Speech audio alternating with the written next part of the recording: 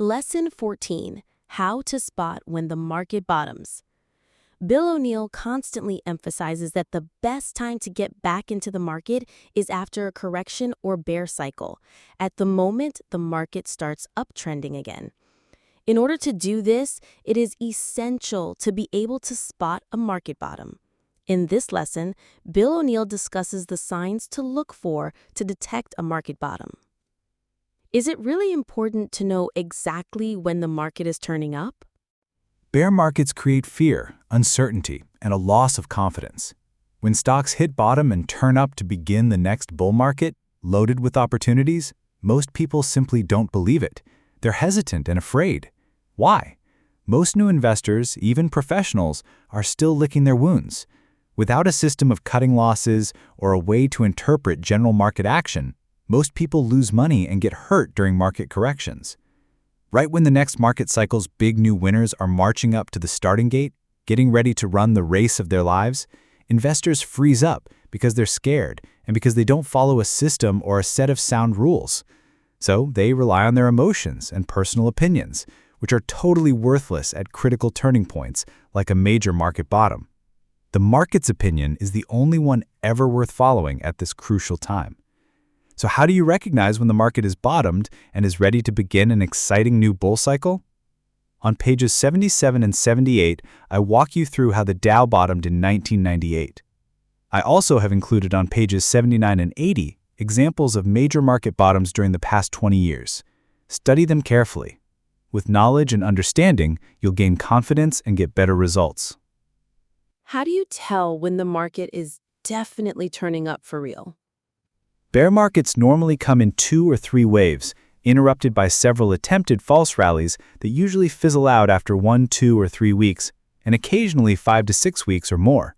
Eventually, after almost every stock has broken down and sold off in price, and enough bad news and time has passed, the market finds real support. One of these attempted rallies will finally follow through, showing real power, indicated by one of the indices, Dow, S&P 500, or NASDAQ Composite, closing up 1% or more for the day with a jump in volume from the day before. You can't tell much on the first or second day of a rally with all its exuberance, so it's best not to act upon them. The rally has yet to prove itself and still may be false. The market often settles back for a day or two, but holds above its low or support level. The rally's support level is the lowest trading price of the first day of the rally. If it comes on again with clearly overwhelming power, you have a valid follow-through day, otherwise known as a confirmation of the turn. It usually occurs on the 4th through the 7th day of the attempted rally. Follow-throughs after the 10th day indicate the turn may be acceptable, but somewhat weaker. I check the Dow Jones Industrials, the S&P 500, and the NASDAQ Composite indices on Investors Business Daily's General Market and Sectors page every day. An initial follow-through can occur on any one of the indices and is usually followed a few days later on another index. I have never missed the very beginning of a new bull market with this method of tracking the general market indices carefully. About 20% of the time, they can give a false buy signal, which is fairly easy to recognize after a few days because the market will usually promptly and noticeably fail on large volume. The reason for false signals?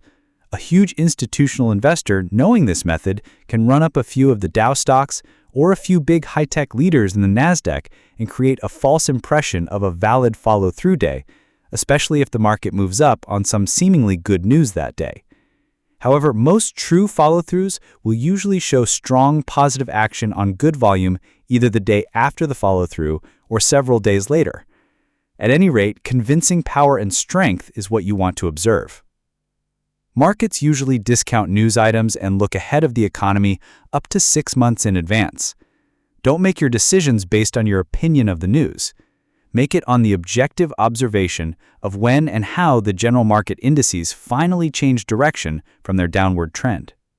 Markets are rarely wrong. People's opinions and fears are frequently wrong. What should investors look at first on the General Market and Sectors page? I would rank day-to-day evaluation of the 3 key indices, plus Investors Business Daily's Mutual Fund Index as the first to consider. This is important because the mutual fund index tracks the performance of some of the best money managers in the market. It shows how leading funds are faring and can give clues to the general market's health. After these four indices, the Dow, S&P 500, NASDAQ, and mutual fund indices, next in importance would be observing the behavior and action of the leading stocks in the market. Are they acting normally or abnormally? Have the majority of them topped?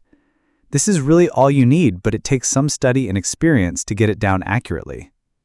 Of the remaining market variables, I would list changes in the Federal Reserve Board's discount rate, or Fed funds rate, next in importance. The discount rate is what it costs member banks to borrow money from the Fed. Logically, a cut in the rate encourages borrowing and increases money supply, whereas a hike in the rate does the opposite. A lowering in the rate can generally signal a new bull market, but this indicator is not as reliable as really knowing how to interpret the market index changes. For example, 2 bull markets developed with no Fed rate cuts, and 3 times, in 1957, 1960, and 1981, the Fed lowered rates and the market continued to go down. What about the psychological indicators? Are any of these useful? There are a couple of psychological indicators that gauge mass opinion about the market. These are next in importance. They are the percentage of investment advisors who are bullish or bearish, and the ratio of put volume to call volume, both found on the General Market and Sectors page. These indicators are generally contrarian. Take the put-call ratio. Stock option players buy calls in hopes that a stock will go up in price, and puts if they think prices will fall. But option investors are historically wrong at key turning points about the market's direction. When they're extremely bearish, the put-call ratio shoots up. That's when their excessive negativity signals a market upturn. What are some other ways to use the General Market and Sectors page? During attempted rallies in a bear market, the advanced decline line, produced by taking all NYSE stocks that rise in price for the day and subtracting those that fall, can sometimes be of value when it shows no ability to rebound when the indices try to rally. However, the Investors Business Daily's Mutual Fund Index can be used in the same way.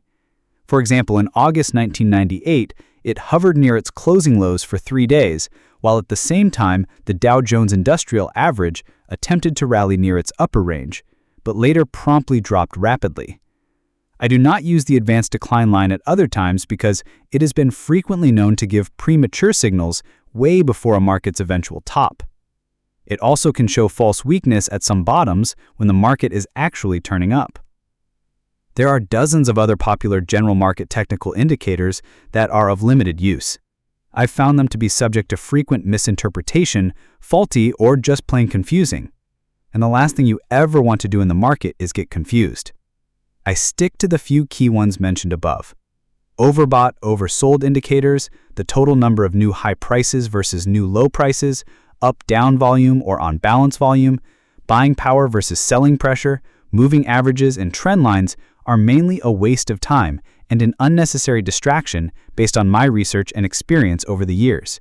They could mislead you and cost you a lot of money. Need additional motivation to learn how to correctly spot market bottoms and the next new bull market? New big winners emerged during the first 10 to 15 weeks of a new bull market. Cisco Systems emerged from a new base off the bear market bottom in 1990 and zoomed 15,650%. Franklin Resources bolted forward off the 1984 bear market and raced ahead 19,500%. Home Depot, then also an unknown new name, broke out at $20 with a price-to-earnings ratio of 58 in September 1982 and proceeded to climb 37,900%. Walmart came out of the 1980 20% market sell-off and went on to soar over 13,300%. I began buying Pick and Save in late 1976 and held it for 7.5 years and a 20-fold advance. It really got going coming off the bottom of the 1978 bear market. And another, Priceco, had a 10-fold move in 3.5 years right off the bottom of the 1982 bear market. More recently, coming off the market bottom in October 1998, I bought AOL and Charles Schwab. AOL went up 456% from the pivot, or buy point, and Schwab went up 313%. You simply cannot afford to miss out on the tremendous new investment opportunities that occur when the market finally turns up and gives a valid buy signal. The United States presents a never-ending cycle of entrepreneurial opportunities, so never let yourself get discouraged. If the market kicks you around and you suffer some reversals, that's good.